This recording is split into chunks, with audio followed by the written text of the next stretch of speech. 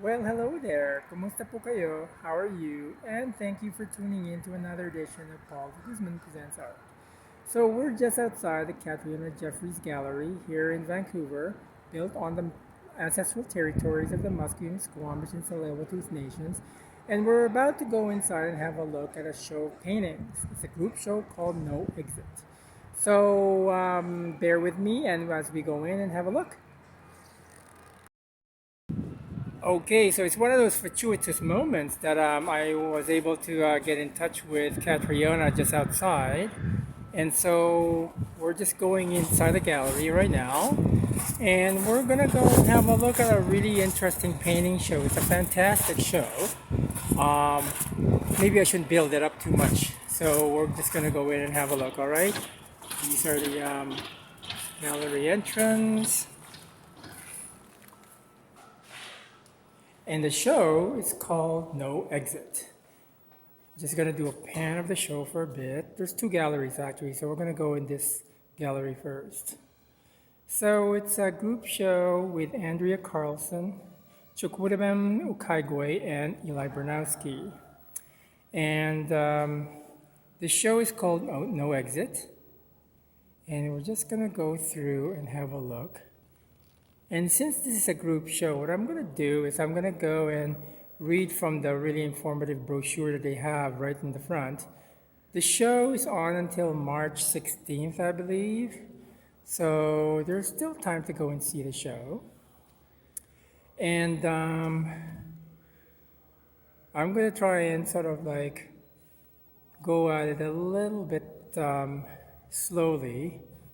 And we're gonna go and have a look at the work of Eli Bornowsky first, right? So this is Eli's work, and I'm just gonna go and read a bit about Eli Bornowsky's work from the brochure.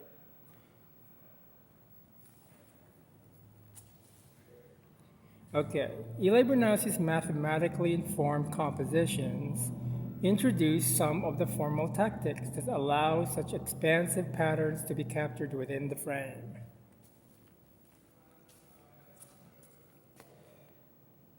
Making use of aperiodic tiling, wherein one or two repeating shapes seamlessly cover a surface without ever actually repeating an identical pattern, his egg tempera paintings depict fractions of infinitely unfolding systems. Now, I'm quite familiar with Eli Bornowsky's work. He actually studied here in Vancouver. We're going to go to the very far wall over there. Actually, no, we're going to go over here for a little bit because we want to have a look at a bit of the tessellations. So when I first encountered this work many, many years ago, and these works are all egg tempera, there's always been this sort of like a minimalist, geometric sort of sensibility about the work that he does when he was here in Vancouver. And also, I think maybe as far as maybe 10 years ago, he relocated to New York. Now, as a general consensus for this show, I had kind of like wanted to read up a little bit on pattern and decoration, which was like a movement in the 70s and 80s, because when I had a look at this work and also the entire sort of like color palette that's being sort of like described or even sort of like shown here in the gallery, it kind of reminded me of that sort of palette that they used during the pattern and decoration movement.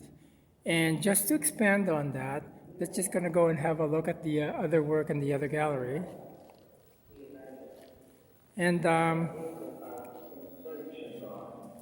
the pattern and decoration work actually pretty much went through from about the mid-70s to the mid-80s.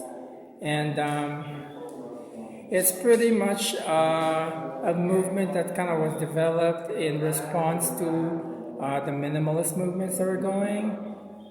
And the thing about it is that I just wanted to go over here so that we don't have the the recording playing.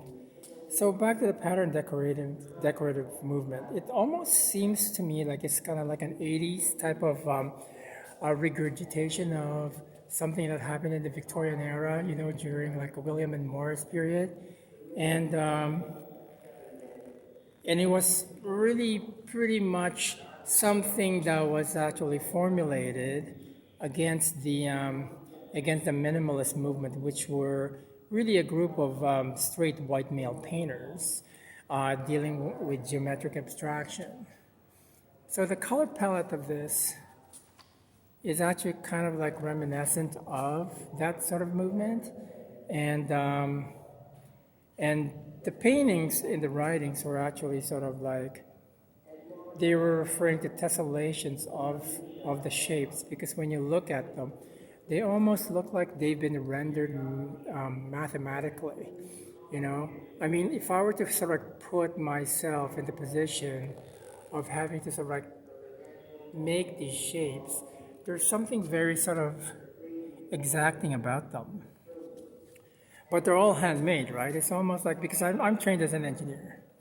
So when I see work like this, that sort of like kicks into position certain things that I was trained for, because when I was actually dealing with a lot of drafting courses, they tend to sort of like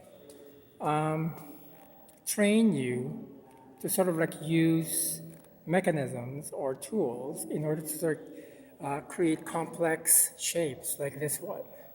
And so that kind of reminded me of this. Even though there's a certain sort of like minimalistic quality to the work, it actually takes a lot of effort to create a lot of minimalism. So the next work we're going to go and explore is this monumental work by Andrea Carlson. Just going to go in and a little bit more here, because it's a really big work. This multi-stable ambiguity is very much at play within Andrea Carlson's multi-panel composition, Perpetual Care, 2024. Initially appearing as sprawling prismatic mosaics with mirror-like symmetry converging on a central point, they combine the horizontal logic of a stitched panorama with a vertical sequencing of a film strip. So, Andrea Carlson is a Native American. She is a member of the Ojibwe First Nations tribe. And this is the first time I've seen her work. And the work is actually a combination, I wouldn't say a combination, but they're all panoramic views of, they almost sort of like seem like a community of images. And on first examination, when I saw this work, this entire sensibility of Native American mythology comes to mind, because when you're looking at, let's say, this portion of the work, and then there are also these references to these horses and the islands, and I think that's a cedar tree. And then there's also the slice of salmon. They're all kind of reminiscent of First Nations, Indigenous, Native American type of sort of imagery. But there's also this sense about the film strip, because when you look at them, they're all, it's a combination of multiple panels. And if you were to sort of like look at each individual panel, you can sort of see it as a representation of an individual point of view. And then when you look at the entire sort of like composition, perhaps you can even see it as a community of voices converging on a mosaic. And in a sense, it's kind of like a very, it's a very sort of like down-to-earth type of sensibility about community building, about democracy.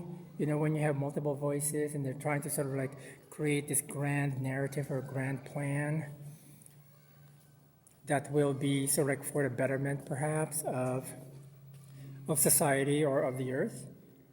And that seems to be sort of like a what you might call a cultural custodian or nature custodian.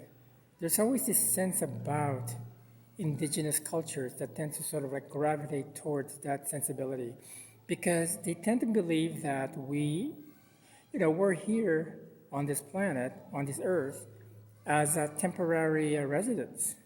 And ownership of land is not really something that is actually prevalent or even sort of like a concept that's even being entertained in any sort of like indigenous culture. Because indigenous cultures tend to sort of like live with the land and there's no sense of ownership regarding it. And the last work we're going to look at is by Chukwudubem Ukaigwe. And we're just going to go focus on this work right now. And what I want to do is I want to read the first couple of sentences from the brochure, and then we will go from there, okay? So, oscillating between multi-stable perceptual patterns yields what is called a paradigm shift.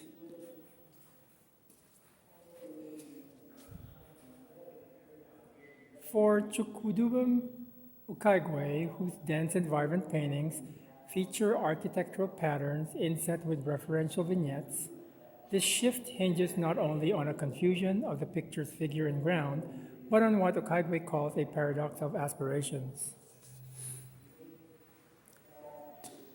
So I had seen the work before over at Art Speak Gallery. And when I was looking at the work, it wasn't really sort of like showing a lot of the analog components of this work.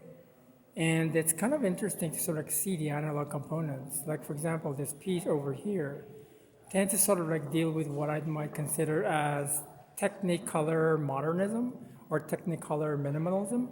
And like if you were to look at this sort of like flickering of the television, it tends to remind you of like television broadcasting from the 1930s up until probably the advent of internet. Because at the end of the day, usually, after broadcasting, you would have some sort of like sense of because it's not a 24/7 type of broadcasting with television in those times, during that age. It was more a matter of, okay, at around 2 or 3 o'clock in the morning, they would actually end their broadcast, and they would end the broadcast at around with perhaps the national anthem being played, and then they would actually have these sort of technicolor sort of fields just going on until the next day around 5 o'clock in the morning when they start their broadcasting.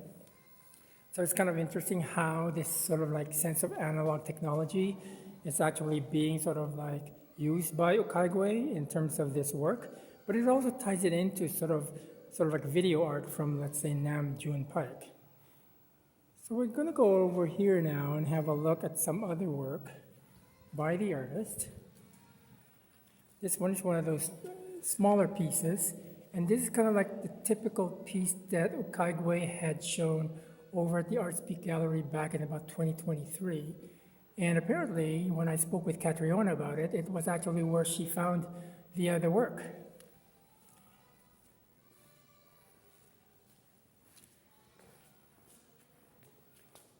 And we're just going to wait to focus on this other work too, because this is also one of those analog and painting sort of like combinations. I wouldn't call them assemblages, because for me anyways, when you're kind of looking at this work with the painting and with the organ, it tends to sort of like comment on, let's say, Black Afro-Caribbean gospel music in the United States and perhaps here in Canada.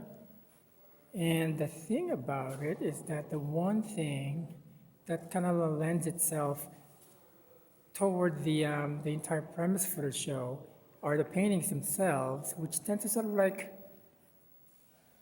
look at the entire sort of like graphic output of, let's say, countries like Nigeria and Ghana. And it tends to sort of like look at, let's say, when you look at the presidents of, let's say, British artist Yinka Shonibare, or even, let's see now, Kehinde Wiley of the United States. Because when you're looking at, let's say, the work of Kehinde Wiley, there's always this sort of sense of decoration in the background of his figures, and there is some sensibility of that nature in these paintings. And there's also sort of some quotation on other types of influences, which we're going to go and look at in the other room. So we're just going to go in the other room and have a look. And because the other room has more of a influence of, let's say, jazz music. And I think I'm not sure how long the actual audio components are, but this is one of those analog technologies that the artist has sort of incorporated into the work. There's more of a sort of like musical sensibility to this work. And you think he's kind of quoting, let's say, jazz musicians like Ornette Coleman, or the Blue Note type of genre of jazz music. I'm just gonna let you listen to that music for a little bit.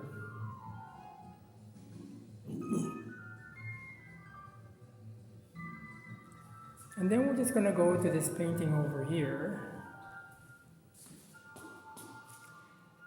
And I can't help but kind of like look at the entire sort of like perhaps graphic sensibility that these works are actually sort of like quoting, because the one thing that I'm kind of like thinking about when I'm looking at these works is that the artist is from Nigeria, currently living in Winnipeg.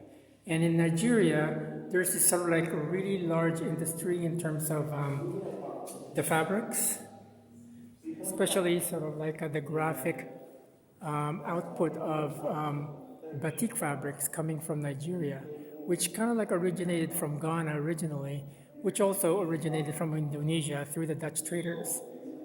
So there's that sense about these works that are so international, but also very specific in terms of the entire sort of like sensibility of Afro-Caribbean identity, plus also dealing with more like an international sort of sensibility. So I'm going to go and end it on that. I hope you enjoyed this foray into the exhibition. And if you like this video, please go ahead and like it. You can share it in your social media channels. Also, feel free to subscribe to the channel if you wish. And again, the show is going to be on until, let's see now, March 16th. We are at the Catriona Jeffries Gallery here at 950 East Cordova Street. And I will have all of that information in the description area. On that note, thank you so much for spending some time with me. Maraming salamat po sa inyong lahat. You have a great day, and I hope art informs your life. Goodbye.